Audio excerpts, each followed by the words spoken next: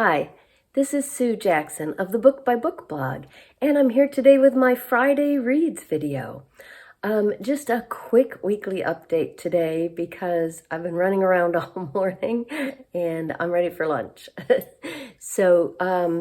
And I am still reading what I was reading last week. So I encourage you to take a look back at last week's Friday Reads. But I am about 3/4 of the way through now with Homegoing by Yagiazi. Oh, this is an amazing book. And I'm probably the last person in the world to read it. Everybody's been talking about it for years, I know. I should have listened sooner. It is just a stunning novel. It begins in the 1700s in Ghana with two half-sisters who have never met. One of them marries a white British officer and moves to the castle on the coast, which is a real place. I looked it up, it's still there. And the other half-sister from a different village gets captured, kidnapped, and taken captive and sold as a slave and is sent to the New World, to the United States. And then from those two starting characters, this novel follows 8 generations of each sister's line. So it begins in the 1700s in Ghana. We see one of the sisters has stayed in Ghana, so we see her family through the ages, all these different generations in Ghana. The other, of course, is now in the U.S. She starts out in a slave plantation in Mississippi, which is a horrible situation. She gets sent to Alabama, and then again, we see her children, her child, and their children, and the generations continue. Now, covering 8 generations and 16 main characters in the course of a 300+ page book, I was a little concerned at first that I wasn't going to get to know the characters well enough, but that's not true. It is an extremely immersive novel. With each new character, you're just fully brought into their world. You get to know the time and the place where they are, the people around them, their family, and the history that's happening all around them, starting in the 1700s and going to the 1900s. So it is really just a fascinating, emotionally complex, very compelling novel. I just can't wait to pick it up every day. I am getting closer to the end. Now, there are times when I finish one character's chapter, and each of their chapters is fairly long, but I finish one character's piece, and I am sorry to leave them, and I'm wondering what happened, but you can see the links between the generations as you read. There is a lot of tragedy and sorrow here. There are a lot of children growing up as orphans or not knowing who their parents were. But there is also, as in any life, moments of joy.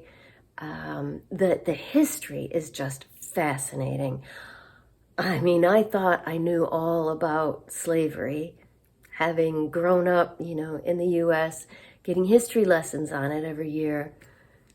This is just, there is so much more complexity to it that I didn't know about. Like that the major Ghanaian empires were warring against each other and taking slaves from the other empire long before white Europeans came. Now, of course, this doesn't excuse anything the Europeans did, because their presence changed everything, because they put an enormous value on slaves and allowed the slave trade to grow to something truly, truly horrifying. And even the Ghanaians who had slaves were horrified to hear stories coming back from what was happening on the plantations in the U.S. So I'm not excusing it at all, but it's fascinating to learn about this complicity. Even after the white Europeans came, the Africans remained a major part of the slave trade. Some tribes earning their living by trading slaves with the white Europeans. So just fascinating. And that's just the tip of the iceberg. I mean, the history, again, covers 2 centuries here. So it is a fascinating book, but also very emotionally complex, very immersive, absolutely loving. Homegoing by Yagiazi. When I finish this, I can't read more by this author. So early in the week, I did finish on audio Last Summer on State Street by Toya Wolf.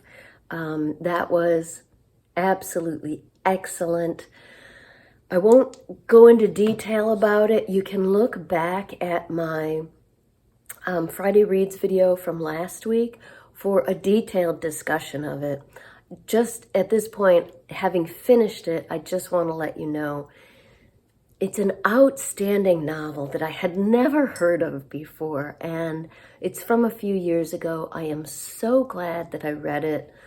As you can see, most of my reading so far this month is for Black History Month. Last Summer on State Street takes place in 1999 in Chicago, so it's recent history, but still just an incredible novel.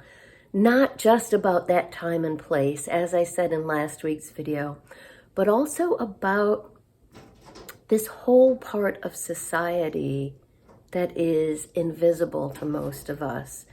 It's all about a family and a group of friends, little girls who are friends, growing up in a housing project in Chicago in 1999 as they're dealing with gang violence, but also seeing the state or the city tear down their buildings in this project one at a time. So they're also losing their homes. And it's, this is still going on today in the name of gentrification and updating. But there's this whole population that's being overlooked and left behind. It's a wonderful coming of age story, a story of friendship, but it is also about society and modern history and, the way this one faction of society is growing up and coming of age.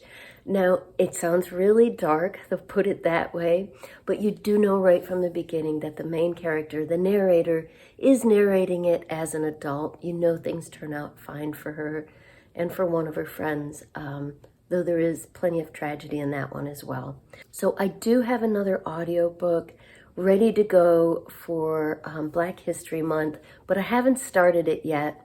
I thought I had downloaded to it once on my iPod. I still use an iPod. And I couldn't find this second one.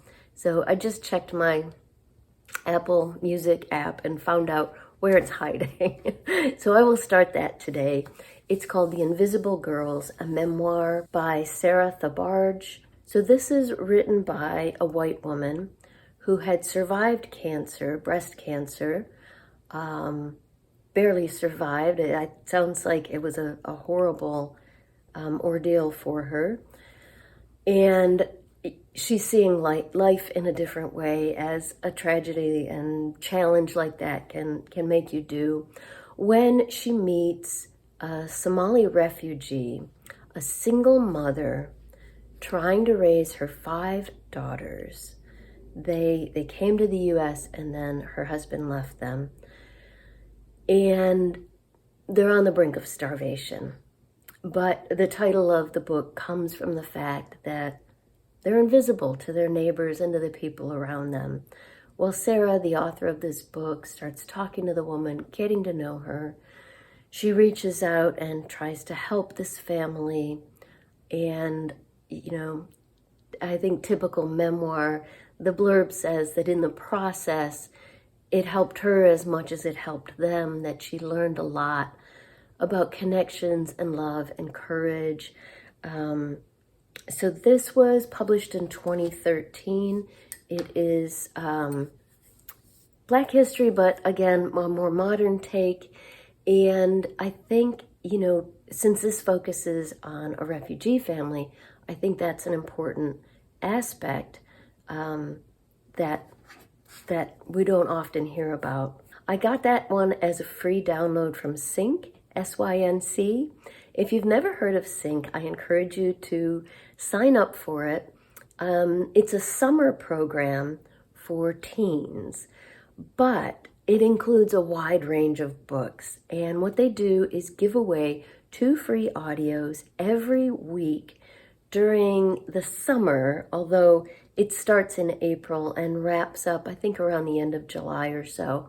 But that's a long period of time. And if you keep up with it, every week you're offered 2 free audio books. Very often one of them is YA, but then they often choose something to go with it. Sometimes nonfiction like this one that pairs with whatever the topic of the YA novel was. It's a great program. I'll include a link down below. And I can't wait to listen to this audiobook. So that's what I'm reading this weekend. I would love to hear what you're reading. Please let me know in the comments down below.